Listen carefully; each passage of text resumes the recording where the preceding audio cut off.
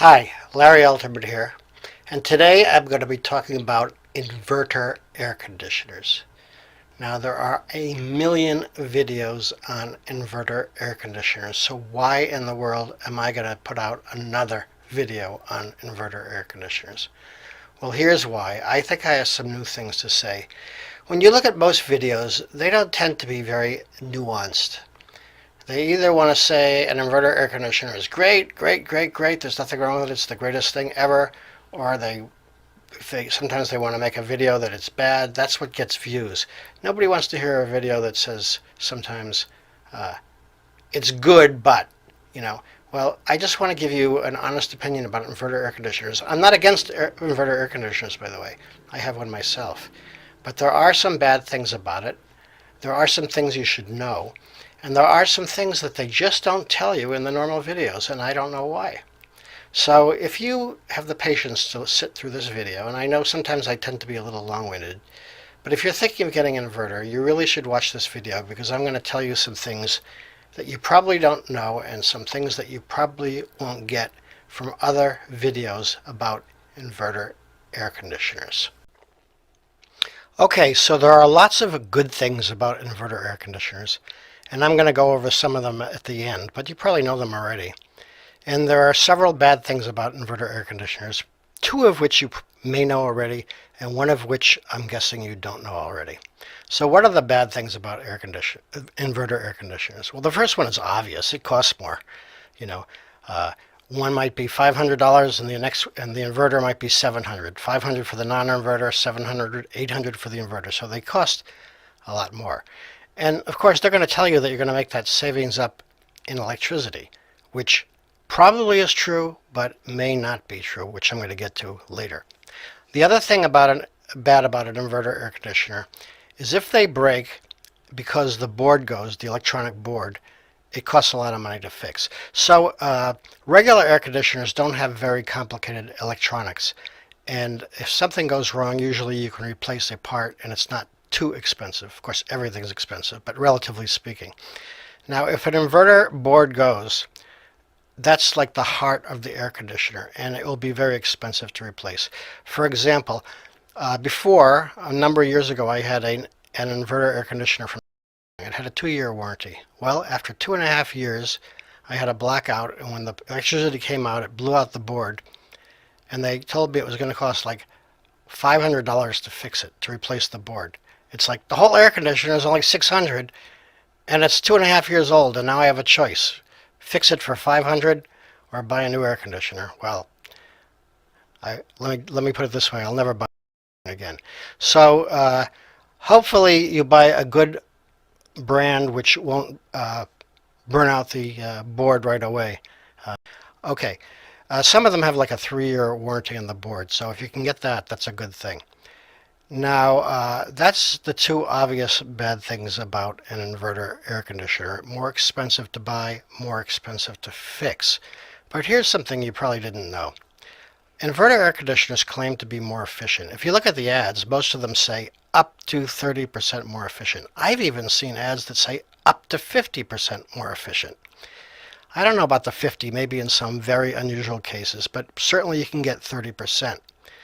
But notice that word up to, that horrible phrase up to, like when you get a sale and they say up to 50% off, but then you find out that the only thing that's off 50% is a pencil, but everything else is off 5%. You know, up to 50%, up to 30%, up to 50%. Well, sometimes they can get that high. More likely, you'll get around 20% savings in electricity, which is still pretty good. But here's the thing you didn't know. You can actually lose electricity. It can be up to 5% less efficient. So the range of efficiency, let's say, goes all the way from minus 5% in the extreme case to plus 50% savings. And you might ask, how can that be? How can they say you're going to get 30% savings? How can everybody tell you that an inverter air conditioner is more efficient than a regular air conditioner? And here you are, Larry, telling me that sometimes they're actually less efficient. And yes, I'm going to tell you that, and I'm going to explain it. So keep watching, and I will explain all of this. Okay, so in a little while I'm going to talk about inverter air conditioners, how they work, and why they can actually be less efficient. But first I'm going to give you an analogy. And then later on I'm going to tie that analogy to how inverter air conditioners work. So here is the analogy. Imagine two cars that are identical, car A and car B. But car B has a catalytic converter and car A does not. Now imagine that the catalytic converter has a penalty, which is actually true. It takes some gas, extra gas, to have a catalytic converter. So the catalytic converter car B, is actually 5% less efficient than car A. So if they go on a trip, which car would you expect to use less gas? Well, of course, you'd expect car A to use less gas because it does not have the catalytic converter. But now imagine that you put two different drivers in this car. In car A, you put a crazy man, a man that likes to accelerate as fast as he can, and when he sees a red light, he jams on the brake as hard as he can, and when he sees a green light, he accelerates as fast as he can. Now for car B, let's put in a very good driver, one that's been specifically trained on how to save gas. He drives at a constant speed, he tries to anticipate the green and red lights, and he tries as hard as he can to save gas mileage. Well, if they go on a normal 100-mile trip, which car is going to save gas? Well, I can tell you that the car with the good driver is going to save a lot of gas, even though he has a penalty. Even though car A starts off with an advantage, car B with the very good driver, in almost all cases, is going to save money, right? Now let's imagine another scenario. You take these two cars and you put them on the German autobahn where there's no speed limit. Now both cars go as fast as they can, up to the maximum speed of the car, which is, let's say, 90 miles per hour. So they go the whole trip, both of them going 90 miles an hour. Now which car is going to do better for gas? Well, car A without the catalytic converter is going to save gas money. Even though car B has a great driver, that great driver was not able to use his skills to save money. So this is very analogous to an inverter air conditioner. Most of the time, the inverter air conditioner, even though it has a penalty, with the good driver, that good driver being the sophisticated electronic board that controls the motor, will be able to save money. But in some circumstances, just like in the example that I gave with the cars, in some circumstances, the inverter air conditioner will actually lose efficiency, cost you more money in electricity. So let's get into exactly how that works now. Okay, so please note that your air conditioner will use standard AC electricity. This means it has a frequency. The voltage will go up and down 60 times per second. And this is important because air conditioners use a type of motor called a synchronous motor, which means that the speed of the motor is exactly proportional to the frequency of the current. And your air conditioner will use this kind of motor because it is the most efficient kind of motor. Okay, so how does this tie into inverter and non-inverter air conditioners? That's what I'll be talking about next.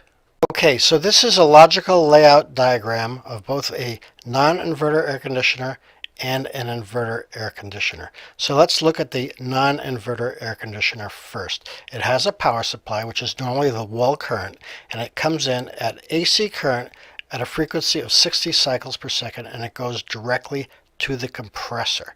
Now the compressor, because it's an AC compressor, runs at an exact speed, and the speed that it runs at, the revolutions per minute of the compressor, cannot change because the frequency of 60, and it's tied to the frequency of the AC current. So the compressor cannot go faster or slower. So the only way of controlling the temperature of the room is either to turn the compressor on or to turn the compressor off. If the room temperature gets too hot, the compressor will go on. If the room temperature gets cold, the compressor will go off. There's no in between, and when the compressor goes on, it goes on full speed, and when it goes off completely. So now let's look at an inverter air conditioner. It also has a power supply coming in at AC frequency 60 cycles per second, just like in the non-inverter case. But now we have to convert the AC to DC. Why is that? Because we want to change the frequency, and it's very difficult to change the frequency of AC going AC to AC. That's just the electronics of it, the science of it, the physics of it. So first we convert the AC to DC current. And then we convert the DC current back to AC current, but not necessarily of the same frequency. There's a controller here, which looks like this. It's a very complicated and expensive board. And this controller decides how fast it wants the compressor to go. It looks at the room temperature of the room, and sometimes it even looks at the outside temperature, and it figures out how fast to make the compressor go so that the room temperature stays a constant. It doesn't go up or it doesn't go down.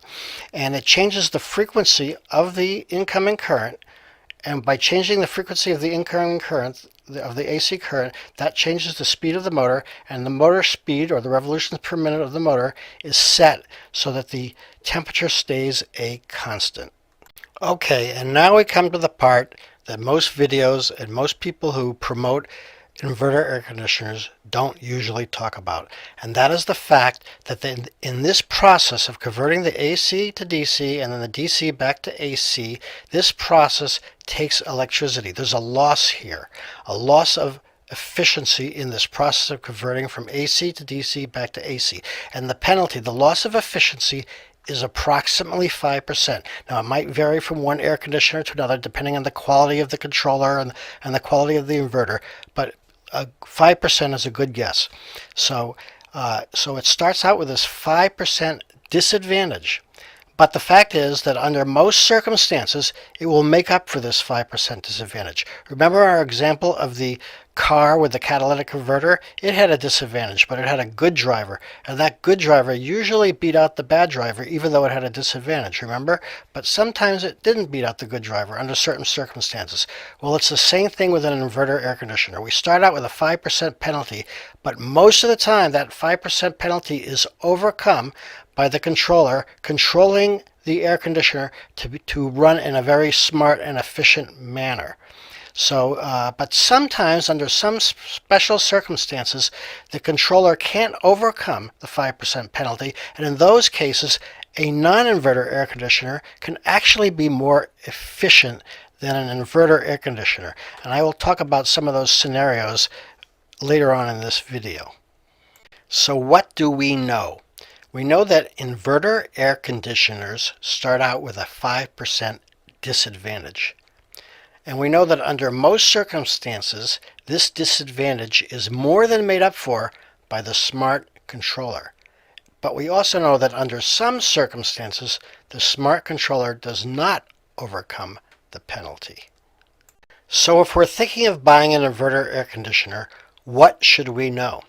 We should know under what circumstances is the inverter air conditioner a huge advantage, and we should know under what circumstances the inverter air conditioner is just a moderate advantage, and we should also know under what circumstances the inverter air conditioner is no advantage or even a disadvantage. So to explain these three cases, I will go over some scenarios that demonstrate each case. Okay, now I'm going to go over three different scenarios. And in each scenario, I will ask the question, should you buy an inverter air conditioner or a non-inverter air conditioner? Okay, so the first scenario is this. You are buying an air conditioner for your bedroom. 95% of the time, you only use it at night. And if you were to only use it at night, all you need is a 1 horsepower air conditioner. However, occasionally on the weekends, you like to watch TV in bed, and you decide that you're going to buy a big enough air conditioner so even on the hottest day, in the middle of the day on the hottest day, the air conditioner will still be powerful enough to keep you cool. So you decide to buy a 2 horsepower air conditioner. So which should you buy? A 2 horsepower inverter or a 2 horsepower standard non-inverter air conditioner? Okay, if you buy a standard air conditioner, you're going to have a 2 horsepower standard air conditioner. And most of the time you're using it at night where you only need 1 horsepower. This is a disaster. Every time the air conditioner goes on, it's going to swamp the room with very cold air, and in a matter of a few minutes, the air conditioner is going to go off, and then it's going to get hot, and it's going to cycle on. There's going to be a lot of cycles. It's going to be uncomfortable because of hysteresis. The temperature is going to be going up and down, and it's going to be noisy, and it's going to use a lot of electricity. It's a bad situation to buy a non-inverter. If you buy the inverter air conditioner, however, this is a very good situation. on the days that you do decide to watch in bed, you will still be cool. And most of the time, when you only use it at night, you only need 1 horsepower. The inverter is 2 horsepower, but the controller will slow down the motor to a nice, slow, constant speed, so you're staying exactly the right temperature, and it's quiet, and the compressor is not going on and off all the time. Everything's great, and you're going to save a lot of money. You're going to save a ton of money. In this scenario, you might actually save 50%. Okay, for scenario 2, we are going to buy an air conditioner for the living room, and this air conditioner will be used at nighttime and during the daytime. At night, we have figured out that we only need a 1 horsepower air conditioner, but during the daytime, we really need a 2 horsepower air conditioner, but we have decided to compromise. We figure that at night, we'll have plenty of cooling with the 1.5 horsepower, and even during the daytime, well, it won't be quite cold enough, but at least it will take a good edge off the heat. So we've decided to go with a 1.5 horsepower air conditioner. So should we get an inverter air conditioner or a non-inverter air conditioner? Well, if we get the inverter air conditioner, we will actually lose a tiny bit of efficiency when we're using the air conditioner during the daytime. This is because both compressors will be running at full speed all the time. There'll be no break. They'll both be on continuously. And of course, with the inverter air conditioner, we get a 5% penalty. But at nighttime, the inverter air conditioner will be much better because it only needs 1 horsepower, and the inverter will be able to slow down the air conditioner, so it's only using 1 horsepower, and it will be nice and quiet and will run constantly. Whereas the non-inverter, being 1.5 horsepower, will constantly cycle on and off, so you'll save a considerable amount of money at night. So all things considered, you're still probably going to save a reasonable amount of money. It's not a huge win like in the previous example, but it's still a significant win, so you'd still be better off buying an inverter air conditioner in scenario 2. Okay, in scenario 3, we are again buying an air conditioner for the bedroom. In this scenario, we assume that the man buying the air conditioner is not really that sensitive to heat. He wants to get an air conditioner because he's just a little too hot at night. He wants to take the edge off. He would really need a 1.5 horsepower air conditioner to really get the heat at a low level, let's say down to 73 or 74. But he's perfectly content just if it's not super hot, so he's going to buy a 1 horsepower air conditioner. So which air conditioner should he buy? Should he buy an inverter or a non-inverter? Well, of course, in this scenario, it would be totally useless to buy an inverter air conditioner because whether you have the inverter or the non-inverter, they're both going to be going on 100% of the time at full speed because they can never get down to the temperature they want to get down to. And so they're both going to run all the time, and the inverter air conditioner will use up more energy because of the 5% penalty. So it's lose, lose, lose. Lose because the inverter air conditioner costs more to buy, costs more to repair, and it costs more to run. In this scenario, you definitely would not want an inverter air conditioner for scenario 3. Okay, so here is a general rule of thumb. If you are going to buy an underpowered air conditioner, one which cannot reach your target temperature so that you're always going to be a little bit warm, where the compressor will always be on, then you're better off with a non-inverter air conditioner. If you're going to buy a properly sized air conditioner, one that can usually easily get down to your target temperature, then you're better off with an inverter air conditioner. Okay, so what about real life? In real life, things aren't so simple. They don't fit neatly into scenario 1, 2, or 3. In real life, you buy an air conditioner and sometimes it's very hot and your air conditioner just isn't powered high enough, and other days it's just a little hot and your air conditioner is fine. So real life is a little different than trying to fit into scenario 1, 2, or 3. So in general, for real life situations, you are going to, generally speaking, save money with an inverter air conditioner. I do recommend an inverter air conditioner as long as you don't buy an underpowered unit. That's the key. If you're going to buy an inverter air conditioner, make sure that it has enough power to easily cool the room in most of the situations that you're going to want to use it. Okay, so let's do a recap of inverter air conditioner cons. Well, they cost more to buy. they cost more to repair, and under some circumstances they won't save you much electricity, and under some extreme cases it will actually cost you electricity because of the 5% penalty. Okay, now let's do a recap of inverter air conditioner pros. Well, it will usually save you a significant amount of money, and under some circumstances it will save you a great amount of money. The inverter will keep the compressor from constantly cycling on and off, so it will be much more quiet. It will be much more quiet for two reasons. First, because the compressor does not cycle on and off, and second, because the compressor, when it's not working too hard, when it's able to slow itself down, will be much more quiet than when it's running full speed. And the final thing is that the room temperature will remain an exact constant, an exact comfortable constant. If you set it to 74 degrees, it will stay exactly at 74 degrees.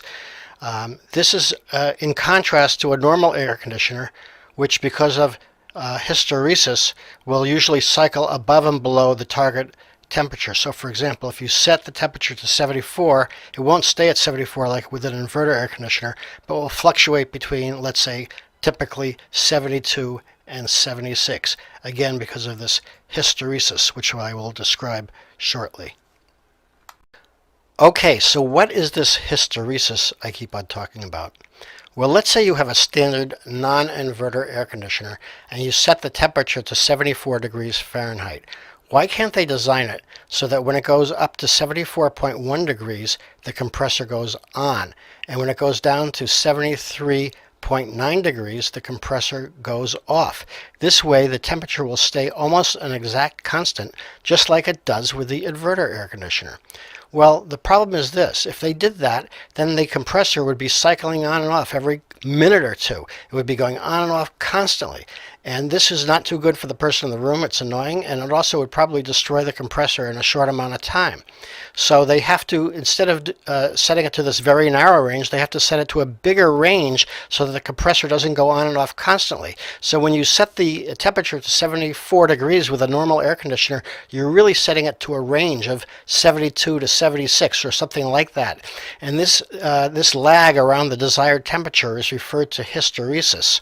And so the temperature of the room will not really remain a constant, but will fluctuate within this range, unlike an inverter air conditioner, which will keep the temperature exactly at 74 degrees. Well, that's the end of my video. Thank you for watching. I hope you enjoyed it, and I hope you learned something. Until next time, see you later.